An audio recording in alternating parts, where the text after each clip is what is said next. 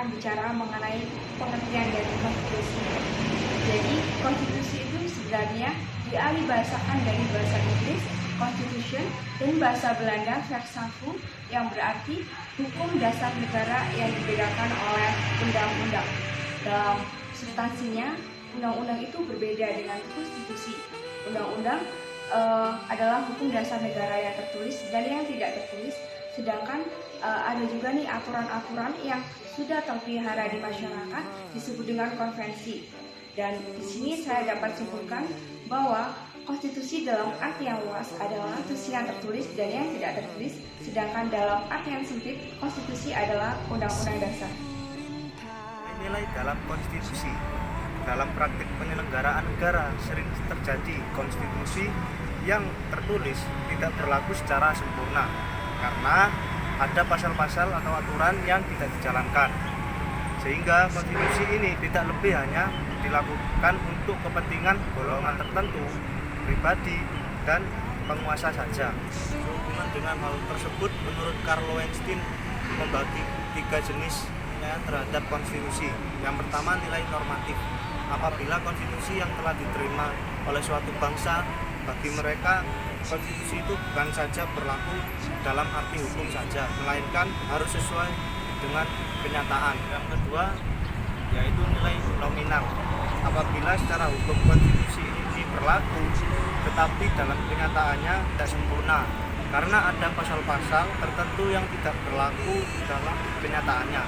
Dan yang ketiga yaitu nilai semantik, di mana nilai semantik ini apabila secara hukum itu tetap berlaku tetapi kenyataannya hanya sekedar untuk memberi tempat yang telah ada dan untuk melaksanakan kekuasaan politik. Ini saya akan menjelaskan beberapa fungsi dari konstitusi. Itu yang pertama, membatasi kekuasaan pemerintah agar tidak bertindak sewenang-wenangan terhadap rakyat dan agar hak warga negara terlindungi dan tersalurkan. Kedua, sebagai piagam kelahiran suatu negara. Ketiga, sebagai sumber hukum tertinggi. Keempat, sebagai alat yang membatasi kekuasaan dalam pemerintahan. Kelima, sebagai identitas nasional dan lambang negara. Di sini saya akan menjelaskan tentang sifat-sifat konstitusi. Sifat konstitusi yaitu tertulis dan tidak tertulis. Konstitusi tertulis itu adalah konstitusi yang dibutuhkan dan harus disahkan oleh Mahkamah Konstitusi maupun lembaga legislatif. Dan konstitusi tertulis ini itu sifatnya rigid atau kaku yang pengubahannya itu sangat susah dan tidak mudah untuk diubah. Dan konstitusi yang tidak tertulis itu sifatnya sangat fleksibel, jadi mudah untuk diubah dan menyesuaikan perkembangan ataupun keadaan kita saat ini. Ini kita akan menayangkan video, dan di mana video ini merupakan contoh dari konstitusi tertulis maupun tidak tertulis. Konstitusi tertulis kita mengambil contoh dari pelanggaran lalu lintas, di mana pelanggaran lalu lintas ini terdapat dalam Undang-Undang Dasar Nomor 22 Tahun 2009. Dan konstitusi tidak tertulis kita mengambil contoh adat istiadat, di mana adat istiadat merupakan sebuah norma maupun kebiasaan dari masyarakat itu sendiri. Dan kita dalam video ini kita mewawancarai masyarakat yang ada di Bangkalan. Jadi kalau ingin tahu videonya, saksikan.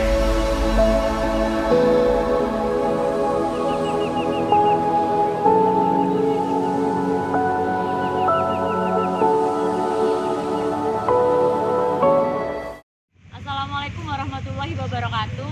Kami dari kelompok 3 akan membahas tentang konstitusi. Kali ini kita membahas di Bangkalan. Perkenalkan, nama saya Firly Imelda dengan NIM 022. Perkenalkan, nama saya Tina Dwi Arsala dengan NIM 012. Perkenalkan, nama saya Kotur Nada dengan NIM 017. Perkenalkan, nama saya Abdillah Ahmad Hayatus, NIM 039. Assalamualaikum warahmatullahi wabarakatuh. Kita mau wawancara. Wawancara kita kali ini tentang konstitusi, yaitu tentang peraturan lalu lintas. Sekarang kita udah sama Namanya siapa nih? namanya Jamal, guys. Mau tanya ya, melanggar lalu lintas? Pernah. Dari pelanggaran tersebut yang Jamal dapat sanksinya itu apa? Polisinya banyak yang ajak damai seperti uang kelas. Sanksi tersebut apakah pemerintah sudah tegas? Ya kalau menurut saya pribadi lebih baik ditilang. Oke guys, jadi itu tadi wawancara dari Jamal mengenai aturan lalu lintas. Halo teman-teman, kita ada di Bangkalan sekarang bersama Husnul.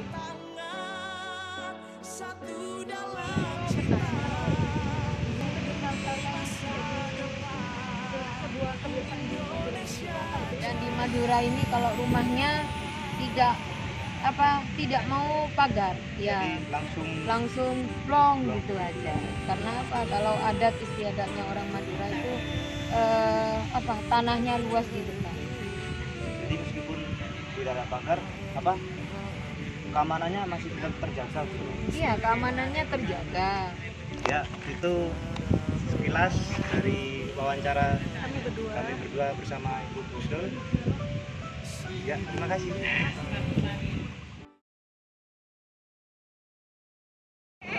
Oke, sekarang kita ada di Madura. Jadi kita mau buat video tugas PPKN.